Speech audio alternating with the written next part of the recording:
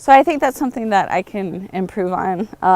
Learning targets are always up on the board, but like just coming back to like why are we doing this can happen more frequently. I think at the end of the semester, like we are right now, it's kind of like, oh, we got to get all this stuff done.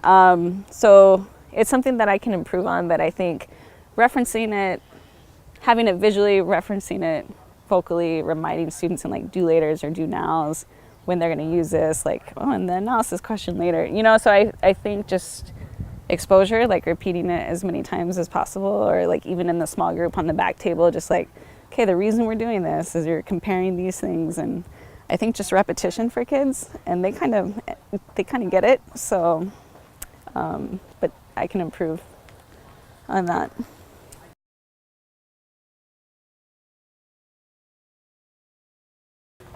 I think students in my class work really well when we break up into work time because of the structure that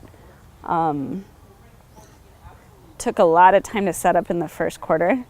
Like I said in the pre-interview that we didn't get a lot of content covered in first quarter, but it's a lot of setting up expectations and routines, which is my behavior management, because by the time we get to this space, students know what's expected. We've practiced it, we've talked about it, we've made iterations to it. And so at this time, like when we break up, I trust that they know what's expected during this work time. A couple lessons before, when I introduced the 3 different activities that we were doing, we made sure, like we had a Q&A, like made sure that everybody understood what was required at each one, that they can move between any of them, but as long as they understood the procedure. So I think just kind of front loading before letting them go to individual work time. But I think just setting them up, like almost overly communicating and anticipating where they may be confused, really sets them up for.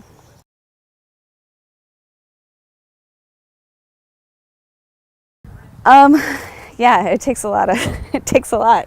And just having, again, just anticipating what students are going to ask, even though you've already told them many times, just anticipating it and putting it somewhere. So for me, I use, Google Classroom is a great place to put instructions for the day, instructions for the activity, links to resources, the actual pages of the textbook are put in there. And so the PowerPoint, I use a lot of checklists when we have independent work time. So just having the checklist there for them, and they'll come to me with questions and I'll refer them back to the checklist. So just getting into that, information is everywhere and just like redirecting them where to find the information does take a lot of time planning, just anticipating where students might be confused or struggling. So, but once you get into the routine of it, I mean, by now it's happening pretty quick for me, but it does take some prep.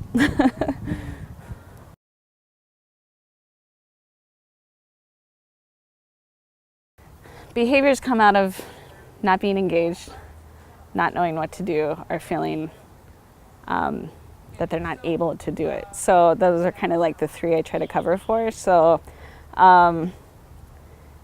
the expectation part I have down in routine. I feel like everybody should know what's expected and what to do. So, and then having the choice, again, student choice, to engage in this activity at this moment, or to work with a partner, or to work independently.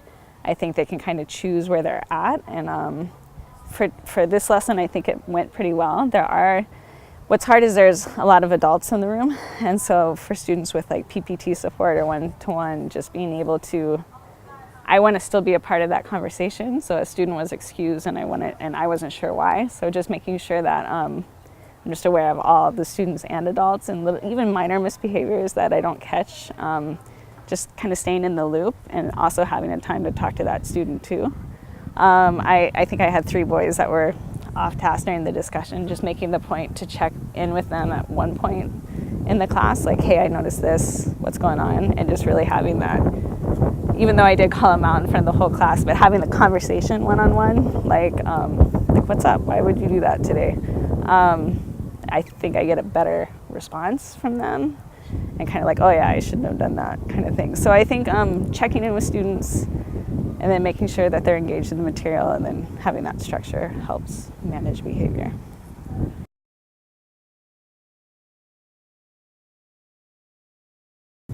Great. But it's easy when it's easy when the material is there for you. Like looking at germs under a microscope is engaging for kids, and having that little bit of struggle, but not too much struggle that they don't get it to like focus microscopes or do anything, I think is a good way to keep kids interested. Partner activities I think are good when it's structured well again. So yeah, I think it went well.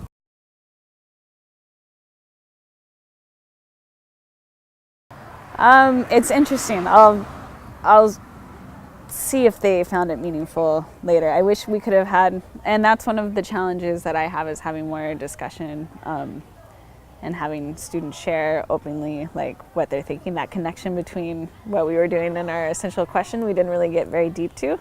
So I'm hoping maybe in their writing that they connect there. But I feel like they think it's engaging. They're into the lesson, but can they make the bigger connections to what's the point? I don't know. So I'm hoping to find, we do a series of like in a quarter reflections and sustainability skill reflections, and we kind of don't want to reflection overload them, but that's kind of my chance to check in where, are you really getting this? Are you connecting to the bigger essential question, which is nice that we have that to drive us. So I don't know, we'll see how they reflect.